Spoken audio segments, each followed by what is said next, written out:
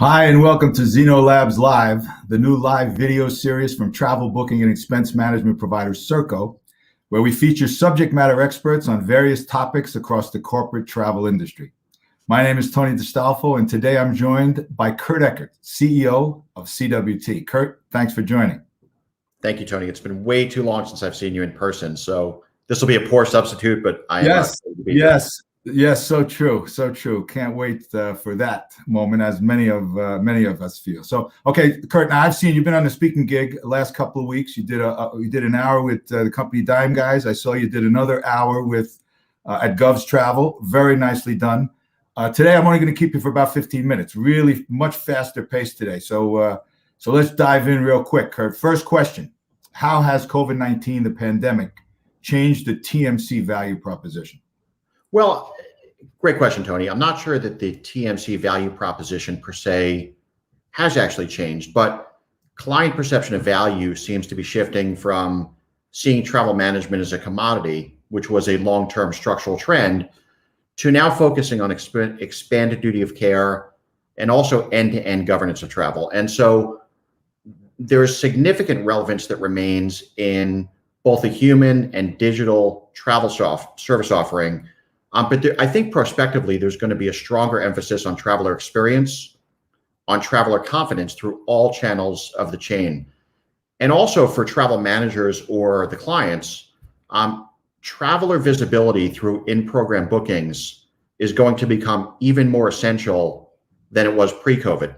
This allows travel managers to monitor travelers, to react quickly to issues that may arise during travel, and to, on a real-time basis, analyze, determine what's going on, and to better optimize their negotiations. So I think what you're going to see is the value orientation of travel management really come to the fore. Yeah, and interesting that you say that. I think we've been doing this for years, right? And I think, you hate to say it, but a pandemic kind of accentuates some of those historical value propositions, which are, we've got you covered, whether it's covering the employees, but also covering program management and all the things we need to do. All right, so now let's talk specifically about CWT. What have you guys done to better serve your clients coming out of this and then, into the future?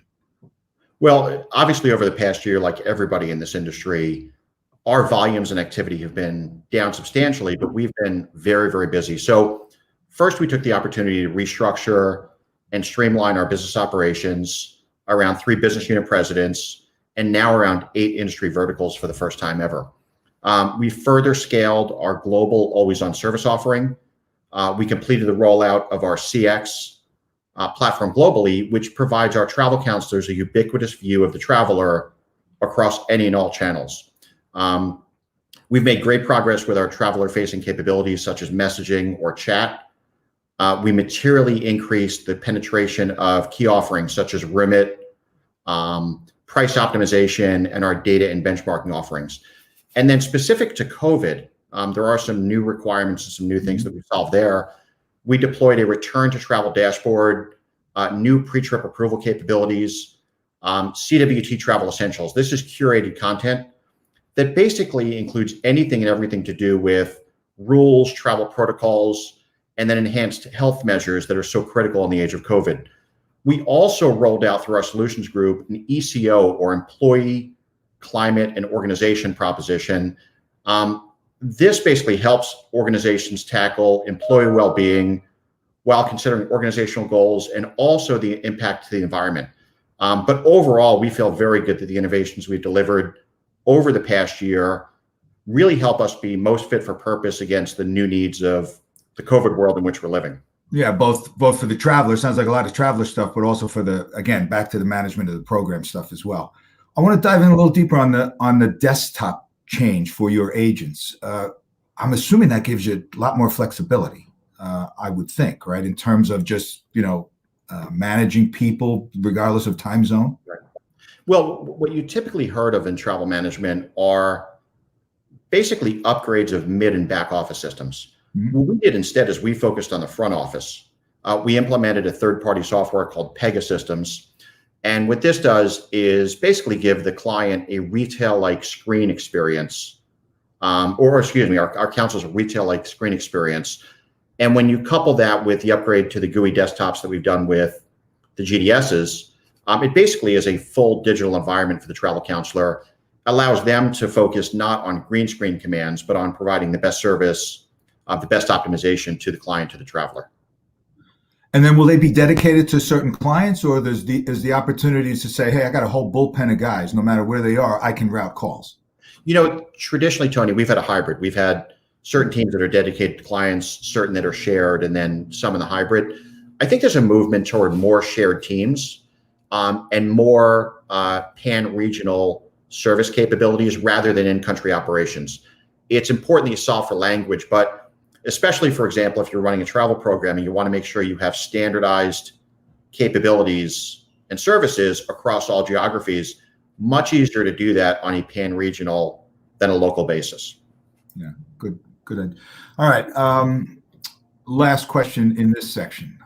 What should our travel managers consider when they're looking for their TMCs as business travel recovers? What is travel managers, look, the CEO, the head of HR are going to have more of a say and an interest in travel than they did pre-pandemic. But number one is travel managers should ensure that their TMC can deliver the best ROI to them, both in a depressed travel environment and then as travel resumes and once again begins to scale and grow. But for me, ROI is not just about cost. Cost is a very important element. It's also about traveler safety, traveler productivity, and traveler experience. Those are so fundamental now.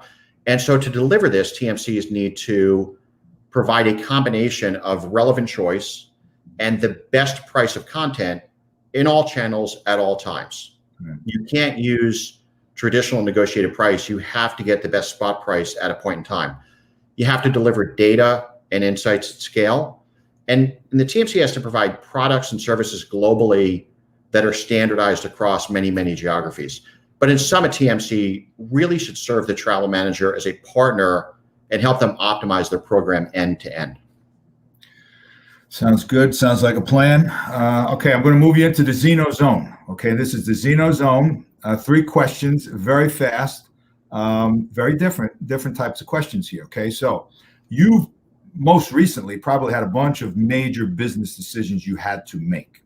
But in this particular case, Curtis, if you have really a real challenging business decision you have to make, and there is only one phone call you can make, who gets that call from Kurt Ekert? That's a bit unfair. I'm gonna actually provide an unfair answer and say that I make a call to my 3 business unit presidents, Michelle Freimeyer, Nicholas Indre, and Patrick Anderson, who basically partner with me to run this business and are fabulous executives. But we tend to do things as a team, and I wouldn't want to deviate from that. Nothing wrong with that. That's a good answer. Okay, now this one, I'm not sure if you're going to do the same thing here, but you can have Kurt Ekert can have 3 dinner guests, dead, alive, in the history of time. Right. I just want to know who Kurt Ekert has at his table, 3 dinner guests. And I don't think your executives would be offended because no, I'm going to actually go with 3 who are no longer with us just because of the curiosity of being there. My 2 favorite leaders of all time, Abraham Lincoln and Winston Churchill, great wartime leaders. Nice. And then my father, who I lost 21 years ago. That would be an unbelievable conversation. I'm not sure I could get a word in edgewise, but it would be a heck of a lot of fun. That's the point. Good stuff. All right. Now, a little further on that one. Are you guys sitting in a fine dining establishment or a dive bar? Oh, we are in Triple D, diners, drive-ins, and dives. And we're putting back, beer and brats. One of my favorites as well. So I'll be there. I'll be there anxiously looking and try to eavesdrop on that conversation. All right, last thing before I let you go. I do this all the time when I speak to executives. I want one prediction. Give me a prediction, something you think is going to happen to our industry in the next 12 months. So we've had a lot of negative news over the past year in the industry.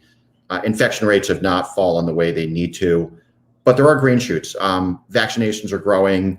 I think you're going to begin to see society liberalize a bit. And for business travel specifically, I think you're going to see the sector boom come this fall. And I'm really excited for that. And there's so much pent-up demand and excitement. And I can't wait to get out and see my employees and customers and all my friends in the industry. I am certainly with you. You heard it here first. Prediction, Kurt Ekert, industry will boom, business travel the fall of this year. Let's all hope that that is going to be the case. All right, Kurt Ekert, I want to thank you so much for joining us today on our first installment of Zeno Labs Live. I'd like to thank our audience for joining as well, and I'd like to encourage them to meet us again on Zeno Labs Live. Tony DeStolfo signing out. Kurt Ekert, great to have you. Thank you so much, Tony. Take care.